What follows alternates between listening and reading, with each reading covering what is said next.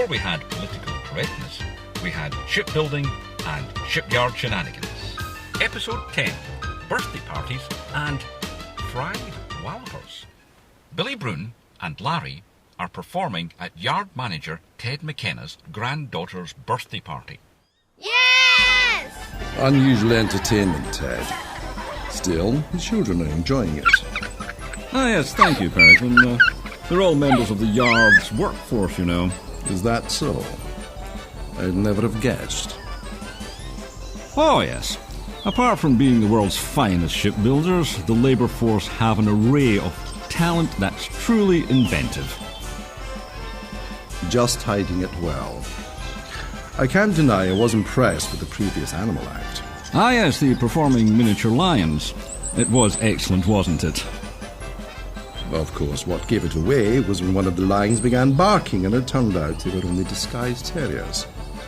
Yes, it wasn't the usual roar you expect from a lion, even a miniature one. And of course, when it jumped from the stool to relieve its bowels in your lawn. Well, what can one say? Yes, an unfortunate turn of event. Not one for the beeb, then. Definitely not for the beeb.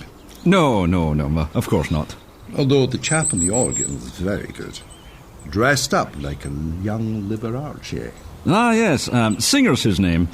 A fine musician and always comes dressed spectacularly. They say he's a very good shipyard pipe fitter as well. Is that right? I'd like to meet his tailor. What about this chap here balancing the stick and ball on his forehead? Rather good, eh? The spiv chap, rather good indeed. Especially while performing that erratic epileptic dance routine. It's certainly an impressive one. Yes, indeed. His irregular movements reminds me of that chap from the record chart topper, Boney M. It isn't him, is it? No, I recall the chap you mean.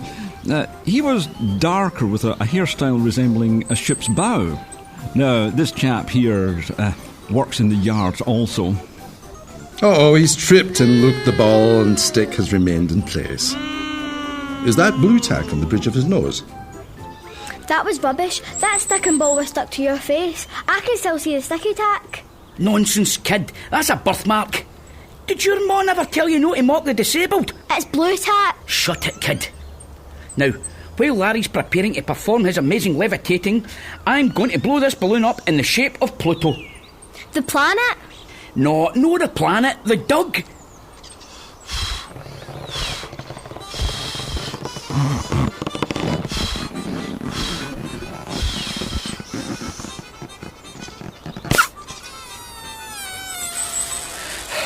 Right, we'll leave this as it looks like the amazing levitating Larry is ready to do his trick in which he will rise from the table defying gravity. And remember, don't try this at home. So what about the balloon dog?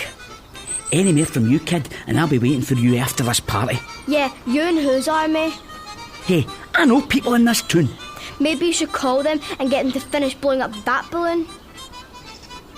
That kid doesn't know who's tangling with Larry. Now, you must remain silent until the performance is over. Then the spirit guide through Larry will reveal the date when Bananarama will be touring again. If you're ready, Larry, witness, all of you, how Larry rises from the table. He is the legend, the one and only, the world-renowned Larry. And back down again. Ladies, gentlemen and children, a big hand for the legend that is the amazing Levitating Larry. That was crap, he never moved. Shut it, kid, you're cared smart. Now, Larry is about to reveal the date of the next Bananarama tour. According to my spirit guide, the next Bananarama tour will take place in May.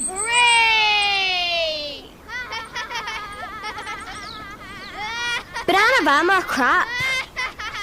I think that went down well there, mate. McKenna looks well impressed. Are you putting that hat round for a collection, Billy? Nah, it's a Wayne's birthday party. Wayne's don't have money. But I wouldn't be surprised if McKenna slips as a wee pearl diver.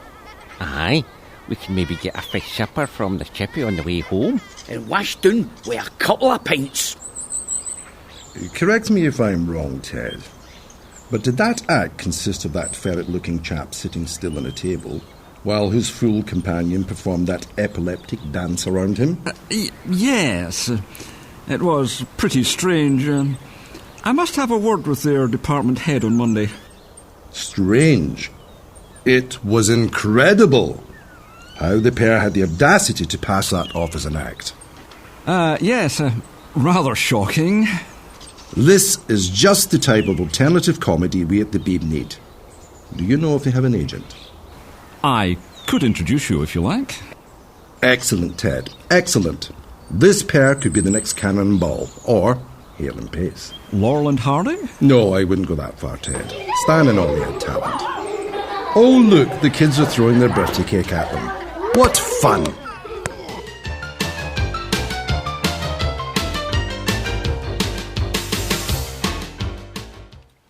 Tony and Sadie are working in the local chip shop. It's been quiet tonight, Tony. Yes, there's a football on the telly there. The Clyde are playing the Celtic into the cup game. We'll go on that radio as well. Stick that old radio on so we can listen to it. What? You think of the radio run on a thin air? You think of the batteries they grow on a battery tree? No, batteries they cost the money. OK, keep your hair on. My hair ain't fixed on good. It looks like an antique. So why do you have it sitting on the shelf? Has it ever been turned on? My father, he bring it all the way up from Sicily. I only turn it on for a special occasion. I've been working here 2 years now and I've never heard a sound out of it. It has a good sound, very clear. So when was the last time you played anything on it? I listened to a royal wedding with the Prince of Charles and Diana Spencer. 4 years ago? And it hasn't been played since? No, I don't play no rubbish. So when was it switched on before that? 1954. My father, he switched it on to listen to the good Queen's coronation. What? 1954? I remember the last words my father said before he go. He said, Tony, you never a wasted the batteries. Was this before he died? No, before he retired to Millport.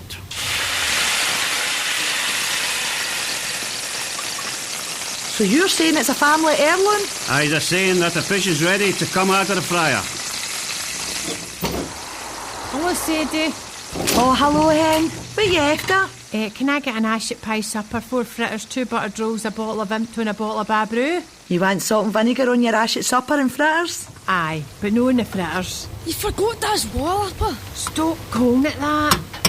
Could you add a pudding supper to that order? Black or white? A black one. He wants a big black Walloper. Does your dad want salt and vinegar? Aye, and if there's money left there, he wants a pickled onion and a jar of mussels. He never mentioned onions and mussels to me. He told me gone out the door. He said, mind not forget a pickled onion and a jar of mussels. Aye, sure he did. Nobody move, this is a stick-up. Everyone put their hands up in the air. Ah! Is that a real gun? Aye, it is, and I know how to use it. You two stand in the corner, over there. I know where the corner is. I'm not kidding you. What are you doing? Is this a robbery? Of course it's a robbery. Would you expect a marksman to come in with a gun when it's not a robbery?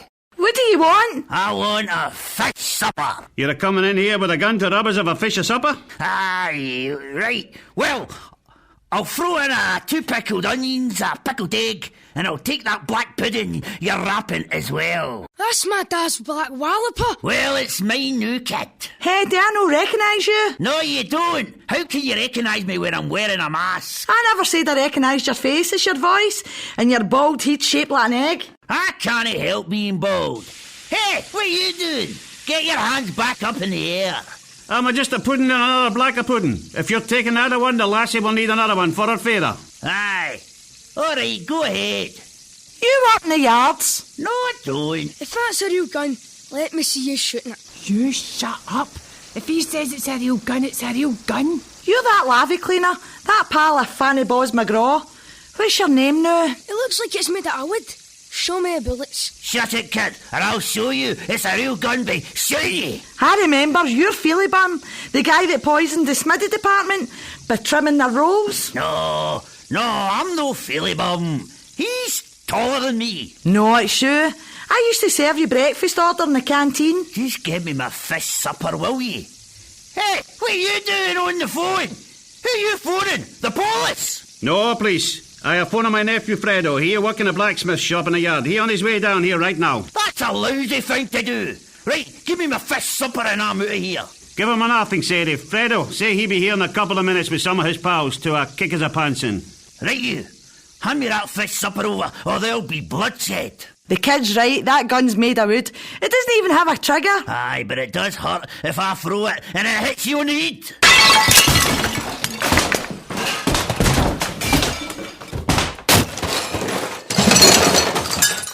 Stick your fish supper up your ass. I'll no be back. My father's a radio, it's smashed to the smithereens. Aye, it'll take more than a couple of batteries to get that working again.